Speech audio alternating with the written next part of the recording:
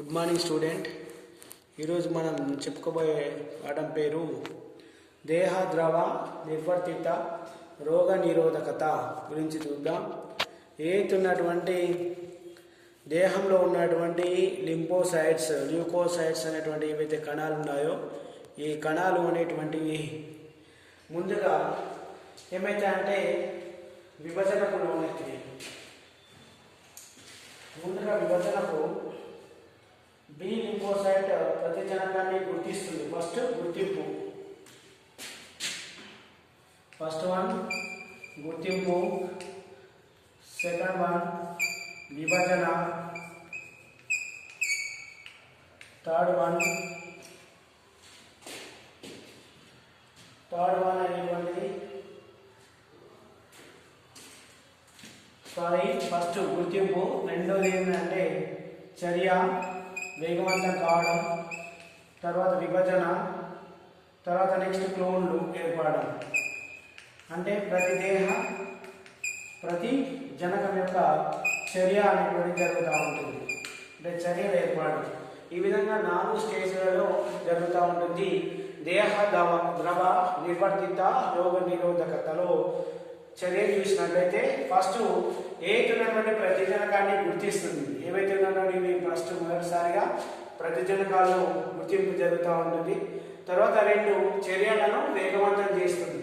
ఇక్కడ ఉన్నటువంటి ఏతుందో వచ్చి ఈ ప్రాంతంలో అట్టుకోవడం. ఈ ప్రాంతం ఏ ప్రాంతం? FAB ప్రాంతం. FAB అంటే fragment antigen binding places. So ఆ ప్రాంతంలో అతుక్కోవడం. తర్వాత నెక్స్ట్ దీంట్లో ఉన్నటువంటి ఏవైతే బి లింఫోసైట్స్ కణాలు ఏవైతే ఉన్నాయో అక్కడ మొత్తం కూడా కణాలు అనేటువంటి ఏమైతే విభజనకు లోనవుతాయి. ఒక కణం కాస్త 2 కణాలు, 2 కణాలు కాస్త 4 కణాలు, 4 కణాలు కాస్త 8 ఇట్లా సో డివిజన్ గా మారుతూ ఉంటాయి. అదే విభజనలో జరుగుతాయి. ఎప్పుడైతే విభజన జరిగిన తర్వాత నెక్స్ట్ ఏం జరుగుతూ ఉంటుంది? ప్రతిజనకం ప్రతిదేహం అనేటువంటి దగ్గర కూడా చర్యలు పాల్గొంటూ ఉంటాయి. చర్యలు వేగవంతం చేస్తూ అది ఏవైతున్నటువంటి బ్యాక్టీరియా, వైరస్ ఏవైతే కణాలు ఉన్నాయో వాటిని పూర్తిగా నాశనం చేయడం వరకు కూడా పోరాటం చేస్తూ ఉంటాయి. సో ఇలా ఉన్నటువంటి ఏవైతే ఉన్నాయో దీని గురించి ఈరోజు నేర్చుకుంటా ఉన్నాం. ఫస్ట్ మనం చూసినట్లయితే ఏదైతే ఉన్నటువంటి బి కణం కదా. సో చూద్దాం.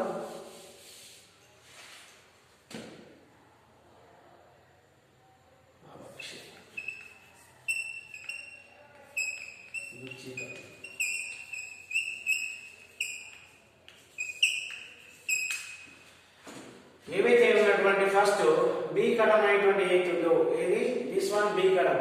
ఏవైతే ఉన్నటువంటి బి లింఫోసైట్స్ కణాలు అయినటువంటి ఏవైతే ఉన్నారో ఈ బి లింఫోసైట్స్ యొక్క కణాల వద్దకు ఏవైతే ఉన్నటువంటి ప్రతిజనకాలు ఏవైతే ఉన్నాయో ఈ డాట్స్ ఉన్నటువంటివి ఇవేంటి? ప్రతిజనకాలు. ఈ ప్రతిజనకాలు అనేటువంటి వచ్చి ఏ ప్రాంతంలో అతుక్కుంటాయి? ఏవైతే ఉన్నటువంటి ఈ ప్రాంతాన్ని ఏమంటాం?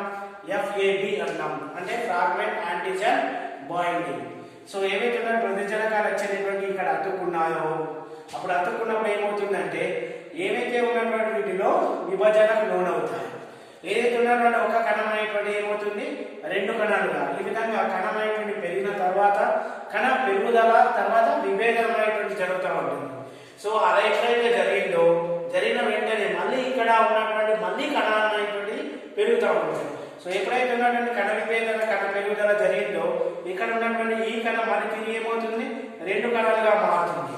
ఇలా మారినటువంటి ఏవైతే కణాలు ఉన్నాయో వీటిని ఏమంటా అంటే క్లోనులు అంటారు. ఏమంటున్నా? క్లోనులు. ఫస్ట్ ఉన్నటువంటి ఏమో కణం బి లింఫోసైట్స్.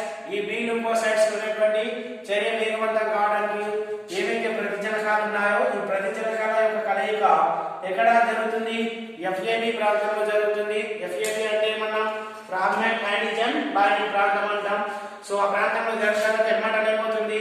ఏదైతే ఉన్నటువంటి లింఫోసైట్స్ కణాలు ఉన్నాయో వీటిలో కణం యొక్క పెరుగుదల జరుగుతుంది. కణం పెరుగుదల ఎప్పుడైతే జరిగిందో దీంట్లో కణం అనేటువంటి విభేదనకు లోనవుతుంది. కాబట్టి ఇది తిరిగి సమవిభజనకు లోనై 2 కణాలుగా మారుతాయి. ఇలా ఉన్నటువంటి ఈ కణాన్ని మనం ఇక్కడ ఏమంటాం? బి కణం కదా. ఏవైతే ఉన్నటువంటి బి కణాలు ఉన్నాయో తిరిగి మళ్ళీ ఏమవుతుంది? మళ్ళీ కణ విభజనకు లోనవుతాయి. ఇక విధంగా రెండోసారి కణ విభజనకు లోనైనప్పుడు ఇక్కడ ఏర్పడినటువంటి కణాలు ఏమవుతాయి? ఏవైతే ఉన్నటువంటి క్లోన్ కణాలు అవుతాయి. సో ఈ క్లోన్ కణం అయినటువంటి ఏది ఉందో దీని లోపల భాగం మనం చూసినట్లయితే ఈ విధంగా సి ఆకారమైనటువంటి కణం, దీన్ని మనం ఏమంటాం, ప్లాస్మా కణం అంటాం. ఈ ప్లాస్మా కణం దీనిలో ఉన్నటువంటి కేంద్రకం ఏదైతుందో లింఫోసైట్స్ కణము, బి లింఫోసైట్స్, ఇదేమవుతుంది అన్ని మొత్తం కూడా ప్రతిదేహ అణువులను కొన్ని వేల మిలియన్ల ప్రతిదేహ అణువులను ఇక్కడ నుంచి మళ్ళీ ఏమైతుంది విభజనలోనే కొన్ని వేల ప్రతిదేహ అణువులు అనేటువంటివి ఏర్పడతాయి.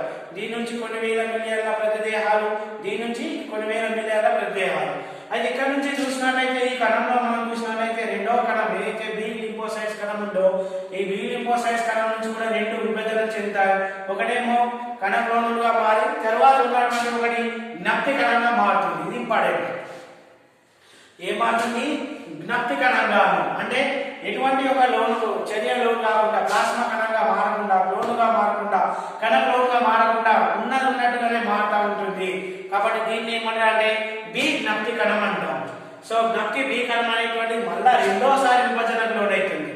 రెండోసారి విభజనకు లోనైనప్పుడు ఏదైతే ఉన్నటువంటి బి జ్ఞప్తి కణం ఉందో ఈ బి జ్ఞప్తి కణం అనేటువంటి తిరిగి మళ్ళీ ఏమవుతాయి కొన్ని మిలియన్ల కణ క్లోన్లను, నాట్ ఓన్లీ 1 2 3 ఇవేమన్నాం ఇక్కడ విభజనకు లోనైనప్పుడు, మొదటిసారి విభజనకు లోనైనప్పుడు రెండు ప్లాస్మా కణాలు, రెండు కణ క్లోన్ మాత్రమే ఏర్పడ్డాయి.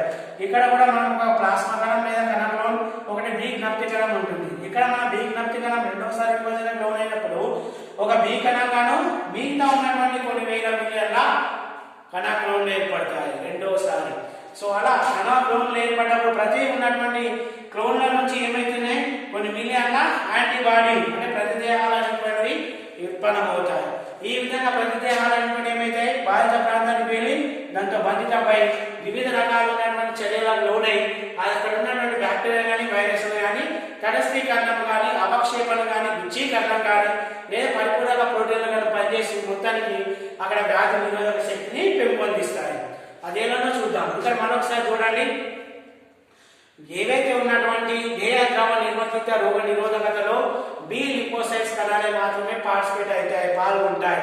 మొదటిగా ఉన్నటువంటి బి లింఫోసైట్స్ కణాలు అనేటువంటి ఏం చేస్తాయంటే ఫస్ట్ మొట్టమొదటిసారిగా ఏవైతే ఉన్నటువంటి కణాల యొక్క పెరుగుదల ఏర్పడుతుంది. కణాల యొక్క పెరుగుదల, కణంలో ఉన్నటువంటి చర్య వేగవంతం అవుతుంది. ఎప్పుడైతే చర్య వేగవంతమైందో అప్పుడు ఏమైతుందంటే కణం యొక్క విభజన జరుగుతుంది. ఎప్పుడైతే కణం యొక్క విభజన జరిగిందో కణంలో కణాలు అనేటువంటి ఏర్పడతాయి. అలా ఏర్పడినటువంటి కణాలు అనేటువంటి ఏం చేస్తాయి ప్రతిజనక ప్రతిదేహ చర్యలను వేగవంతం చేస్తాయి. ఈ విధంగా 4th స్టెప్ లో దేహ ద్రవ నిర్వర్తిత రోగ నిరోధకత అనేటువంటిది సంపూర్ణమవుతుంది. అయితే చూద్దాం ఏవైతే ఉన్నటువంటి ఇవి ప్రతిజనకాలు. సో ఇవి ఉన్నటువంటి ఇవి ప్రతిదేహాలు లైక్ యాంటీబాడీ, ఇదేమో యాంటీజెన్స్. సో ఇవి వేగవంతంగా వచ్చేసి ఇక్కడ ఒక బి లింఫోసైట్ కణాన్ని అతుకున్నాయి అనుకుందాం. ఏ ప్రాంతంలో? ఎఫ్ఏబి ప్రాంతంలో అతుకున్నాయి. సో అతుకున్న తర్వాత ఏమవుతుంది ఇక్కడ కణంలో పెరుగుదల ఏర్పడుతుంది. సో కణంలో పెరుగుదల ఏర్పడి కణ విభజనకు లోనవుతుంది. ఆ విధంగా కణ విభజన అయినటువంటి ఏ విధమైనటువంటి విభజన? సమవిభజన. ఒక్క కణం అయినటువంటి ఏమవుతుంది రెండు కణాలు కాస్త 4 కణాలు, 4 కణాలు కాస్త 8, ఇట్లా సమవిభజన జరుగుతుంది.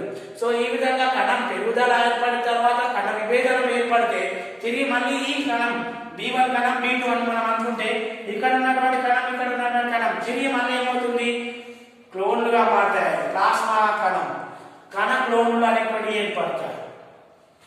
ఇవన్నీ కూడా ఏంటి? కణ క్లోన్స్. ఒక్కొక్క కణ క్లోన్స్ అనేటువంటి కొన్ని మిలియన్ల ప్రతిదేహ అణువులను ఏర్పరుస్తుంది. సో ఈ విధంగా రెండు కణ క్లోన్లు, రెండో రకమైనటువంటి బి కణం చూసినట్లయితే ఒకటేమో కణ క్లోన్గా, ఒకటేమో జ్ఞప్తి కణం ఏర్పడుతుంది. జ్ఞప్తి కణం అంటే ఏం లేదు, ఏదైతే ఉన్నటువంటి పూర్వంలో ఉన్నటువంటి తన యొక్క మాతృకణాన్ని పోలి యాస్టీస్ గా ఉంటే, జిరాక్స్ కాపీ లా ఉంటే దాన్ని మనం ఇక్కడ ఏమన్నా జ్ఞప్తి కణం అంటున్నాం. ఆ జ్ఞప్తి కణం ఏ కణం? అది బి నుంచి వచ్చింది కాబట్టి జ్ఞప్తి బి కణం. సో జ్ఞప్తి బి కణం తిరిగి మళ్ళీ రెండోసారి విభజన జరుగుతుంది. రెండోసారి కణం అనేటువంటి వేగవంతం అవుతుంది. సో ఇది మొదటిసారి జరుగుతుంది కాబట్టి దీని ఏమంటారు? ప్రాథమిక దేవ ద్రవ వ్యాధి నిరోధక ప్రక్రియ అని కూడా అనొచ్చు. ప్రాథమిక వ్యాధి నిరోధక రోగ నిరోధక ప్రక్రియ, ఇది ద్వితీయ రోగ నిరోధక ప్రక్రియగా మనం చెప్పవచ్చు. ప్రాథమిక రోగ నిరోధక ప్రక్రియలో కొన్ని మిలియన్ కొంతవరకు మాత్రమే ఇక్కడ ప్రతిదేహాలు ఏర్పడతాయి.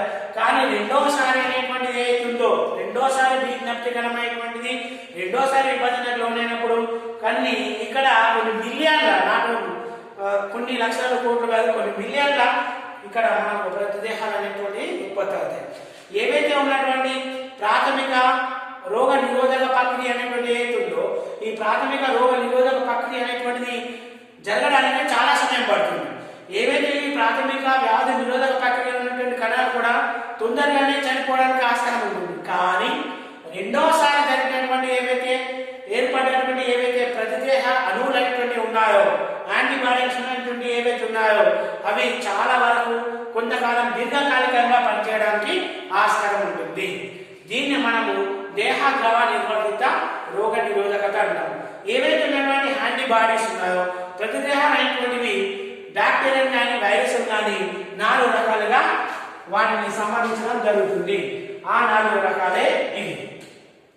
ఇక్కడ మనం చూడవచ్చు తటస్థీకరణం, గుచ్చీకరణం, ఆవక్షేపం, పరిపూరక ప్రోటీన్లను చైతన్యపరచడం. సో ఫస్ట్ వన్ చూద్దాం, తటస్థీకరణం. ఏవైతే ఉన్నటువంటి యాంటీబాడీస్ ఉన్నాయో ఎక్కడి నుంచి ఏర్పడే యాంటీబాడీస్ బి లింఫోసైట్స్ కణ విభజన పెరగడం వల్ల దాని నుంచి ఏర్పడేటువంటి కణ విభజన ద్వారా ప్లాస్మా కణాలు కణక్లోన్ల నుంచి ఏర్పడేటువంటి యాంటీబాడీస్ ప్రతిదేహాలు. సో ఏవైతే ఉన్నటువంటి ప్రతిదేహాలు ఉన్నాయో బ్యాక్టీరియా లేదా వైరస్ అనుకున్నాం ఇది, ఓకేనా? ఇక్కడ బ్యాక్టీరియా లేదా వైరస్ అన్నప్పుడు బ్యాక్టీరియా అనుకుంటే దీన్ని ఏం చేస్తాయంటే ప్రతి ఉన్నటువంటి యాంటీబాడీస్ ఎఫ్ఏబి ప్రాంతాలన్నీ కూడా మొత్తం కూడా దీన్ని ఊపిరాడకుండా వేసేసి ఏం చేస్తాయి దీని యొక్క వ్యవస్థలను జరిగేటువంటి క్రియలన్నింటినీ కూడా ఏం చేస్తాయి క్లోజ్ చేస్తాయి, జరగకుండా నిరోధిస్తాయి. దాన్ని తటస్థీకరణం అంటారు. చివరకు ఆ బ్యాక్టీరియా కృషించుకుపోయి ఏం చేస్తుంది నాశనం అవుతుంది, చనిపోతుంది, దాన్ని ఊపిరాడకుండా చేస్తూ ఉంటుంది.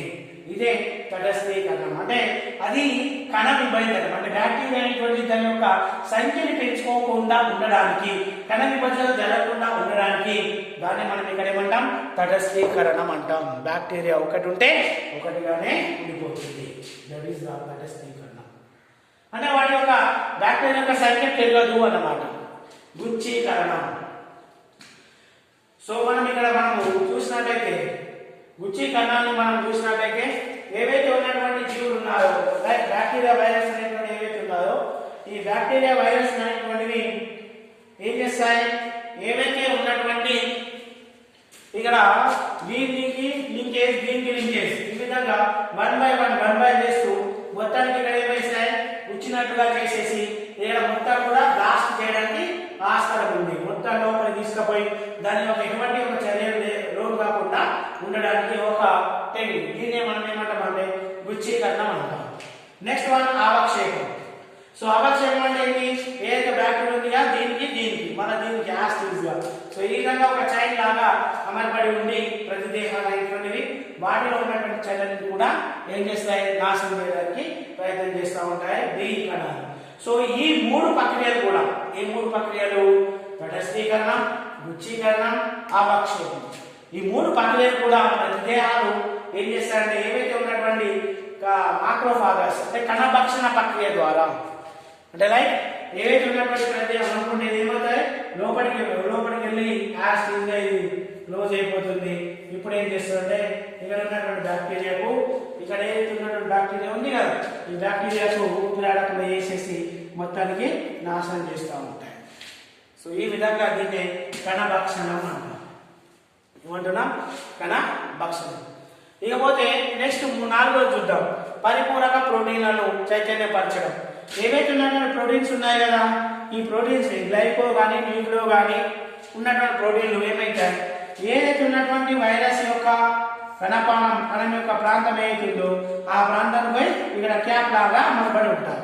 ఇప్పుడు అలా ఉన్నప్పుడు ఏంటి దీనికి కావాల్సినటువంటి అన్ని పదార్థాలు ఇక్కడ నుంచి ఏవైతే ఉన్నటువంటి ఉన్నాయో వాటి అందకుండా వేసేసి ఇక్కడ క్యాప్ లాగా అమర్చుతుంది. కాబట్టి అప్పుడు కూడా ఏంటి కణమైనటువంటిది విచ్చిత్తి అవుతుంది.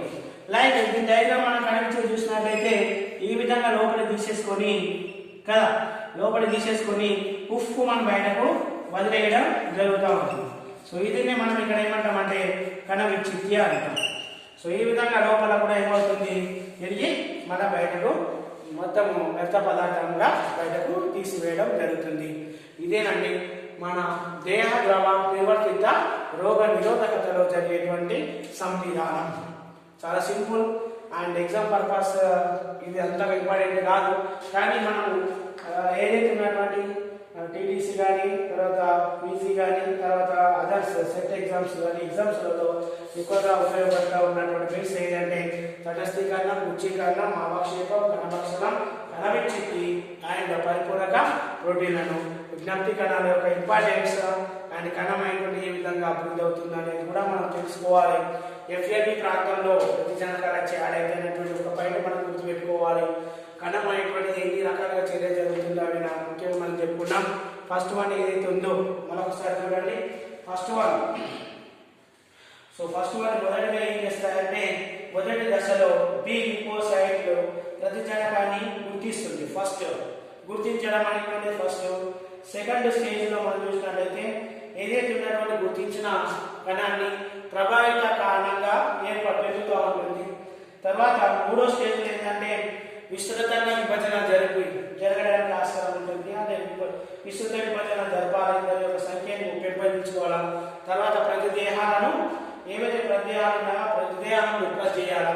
నాలుగో దశలో ఏం చేయాలంటే ప్రతిదేహ చర్యలను వేగవంతం చేయడం. ఇది ఈ 4 స్టెప్స్ అనేటువంటి మనం గుర్తుంచుకున్నట్లయితే ఇది అనేది చాలా చాలా చాలా ఈజీ. ఎనీహో ఈరోజు మనం చాలా సూపర్ టాపిక్ నేర్చుకున్నాం. దేహ ద్రవ నిర్వర్తిత రోగ నిరోధకతలో జరిగేటువంటి సంవిధానం చూసుకున్నాం. కాబట్టి ఒకసారి మనం చూద్దాం. పైనుంచి చూడండి, అక్కడ క్లియర్ కనబడుతుందా లేదో ఒకసారి మీరు నోట్స్ రాసుకునేటప్పుడు కూడా చూడొచ్చు. ప్రాథమిక అనుక్రియ మొదటిసారి ప్రతిజనకంతో కలయిక కదా. తర్వాత అవి ప్రతిజనకాలు కనబడుతున్నాయి. తర్వాత కణము రెండుగా విభజన చెందింది చూడండి, 1 and 2. తర్వాత ప్లాస్మా కణం అన్నాము, కణ క్లోన్లు. తర్వాత ఇవి ఉన్నటువంటి వై ఆకారంలో ఉన్నట్టు ఏంటి ప్రతి దేహ అణువులు ప్లాస్మా కణాల కింద యాస్టీస్గా రెండోసారి. సో ఇక్కడ మనం చూసినట్లయితే ఈ డయాగ్రామ్ కూడా ఒకసారి క్లియర్ చూస్తే ఇలా పైన ఉన్నది ఏంటి తటస్థీకరణం, తర్వాత గుచ్చీకరణం, తర్వాత అవక్షేపం, తర్వాత ఏవైతే పరిపూరక ప్రోటీన్లను చైతన్యపరచడం. ఇదండి ఫ్రెండ్స్. కాబట్టి రేపటి క్లాసులో మనము కణ నిర్వర్తిత రోగ నిరోధకత సంవిధానం, అది చాలా పెద్ద టాపిక్, చూద్దాం రేపటి క్లాస్ చూద్దాం. Have a nice day. Bye.